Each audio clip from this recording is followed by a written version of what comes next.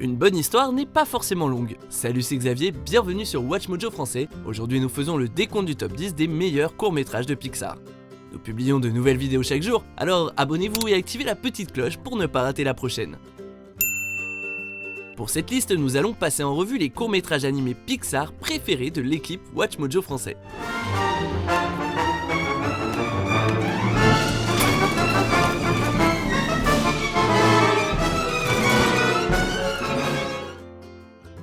Numéro 10, le parapluie bleu.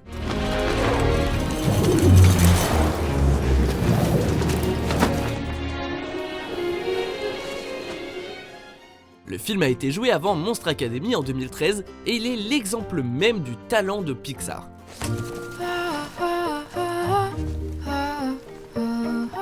Le studio est connu pour insuffler de la vie dans les objets normalement totalement inanimés et ils s'en sortent à merveille dans le parapluie bleu. Faire ressentir au public des émotions viscérales pour un parapluie, c'est impressionnant. Et en plus, le film le fait avec une douceur qui émerveillera les spectateurs de tous âges. L'histoire d'amour est simple mais efficace et son charme est intemporel.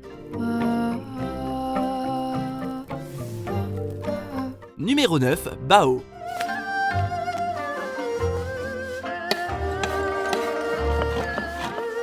Si Bao est visuellement incroyable et qu'il déborde de la magie narrative qui a fait le succès de Pixar, c'était pourtant une première pour le studio puisqu'il s'agissait du premier court-métrage Pixar réalisé par une femme.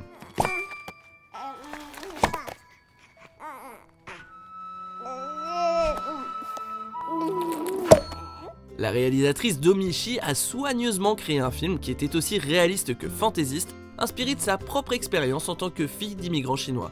Dans Bao, une femme se sent seule après le départ de son enfant et trouve ensuite un ravioli chinois qui prend vie. S'ensuit alors un portrait de la peine inhérente à la croissance d'un enfant, humain ou comestible. Universellement acclamé, Bao marque un changement dans la recette du succès de Pixar qui englobe désormais plus d'histoires et de voix.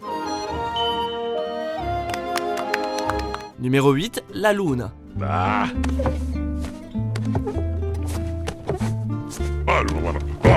Diffusée juste avant Rebelle, La Luna raconte l'histoire d'un jeune garçon et de ses aînés et place plein de métaphores en à peine quelques minutes.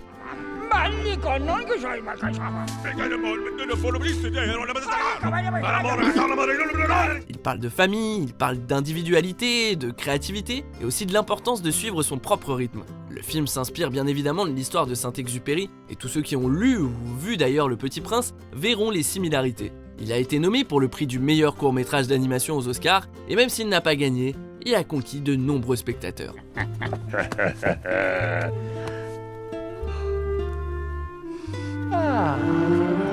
Numéro 7, Extraterrien.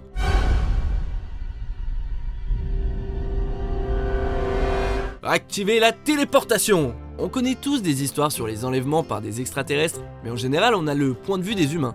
Dans ce court-métrage en revanche, qui est passé avant Ratatouille, le point de vue de l'histoire est inversé et le protagoniste est l'alien qui apprend comment enlever des humains pour la première fois.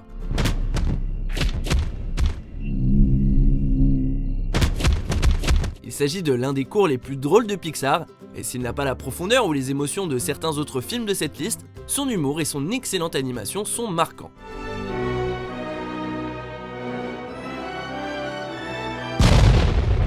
Numéro 6, Drôle d'oiseau sur une ligne à haute tension. Ce court-métrage a bientôt 20 ans, mais tous ceux qui l'ont vu au moins une fois semblent s'en rappeler.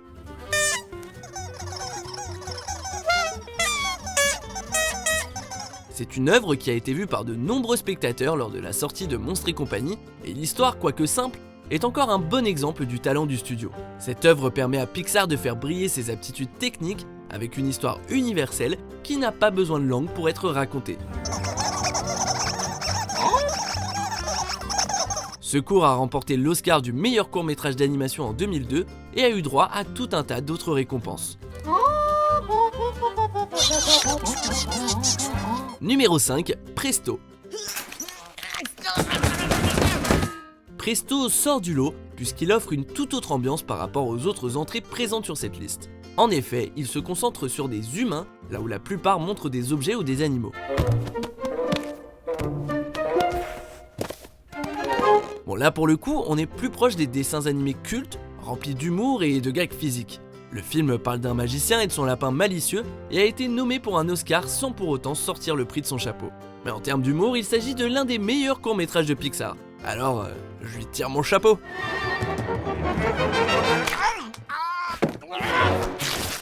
Numéro 4, Piper.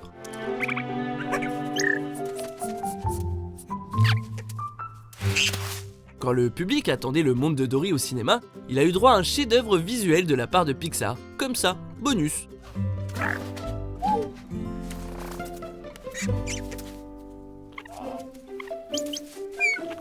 À l'écran s'affichaient des images de synthèse plus belles que jamais. Il faut dire que les animateurs ont réussi à créer des sujets et décors presque photoréalistes. Les animateurs auraient étudié la vie de vrais oiseaux dans la baie de San Francisco et leurs recherches ont bien fonctionné, c'est rien de le dire. L'histoire des bécassines est ici secondaire parce que c'est le visuel qui va vous captiver. Il a remporté un Oscar et il aurait été complètement injuste de le donner à un autre court-métrage pour être honnête.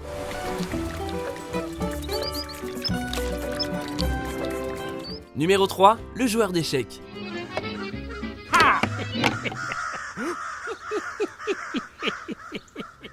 Alors là, si comme moi vous avez grandi dans les années 90, il s'agit probablement du premier court-métrage que vous ayez vu de votre vie, et quelle première fois.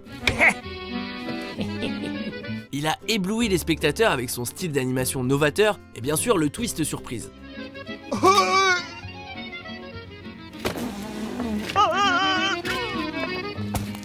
Pour ceux qui ne l'ont pas vu, l'histoire parle d'un homme âgé qui joue aux échecs dans un parc et qui, malgré l'absence de partenaire, se prend de passion pour la partie en cours. Le joueur d'échecs a gagné presque toutes les récompenses pour lesquelles il était nommé, y compris bien évidemment l'Oscar si convoité.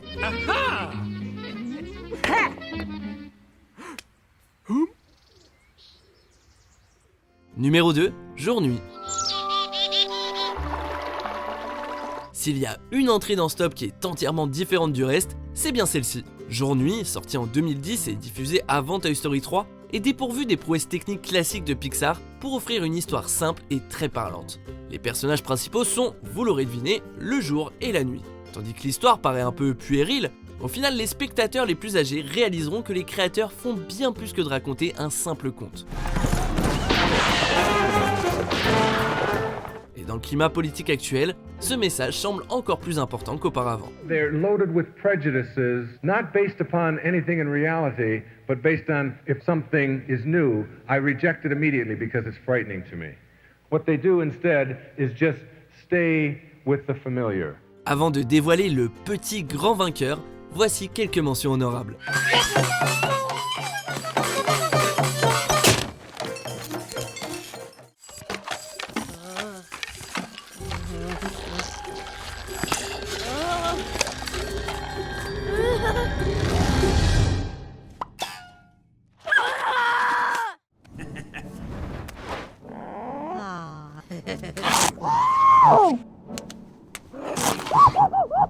Numéro 1, Luxo Junior.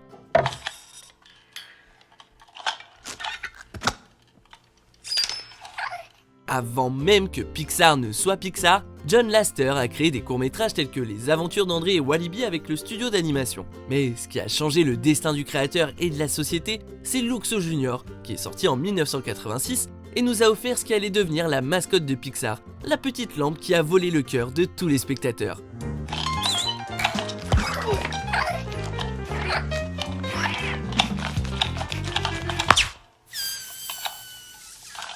À l'époque, le film était une révolution au niveau technologie, et si Lasseter a travaillé sur d'autres courts-métrages comme Knick Knack, c'est cette œuvre qui restera à jamais gravée dans nos mémoires.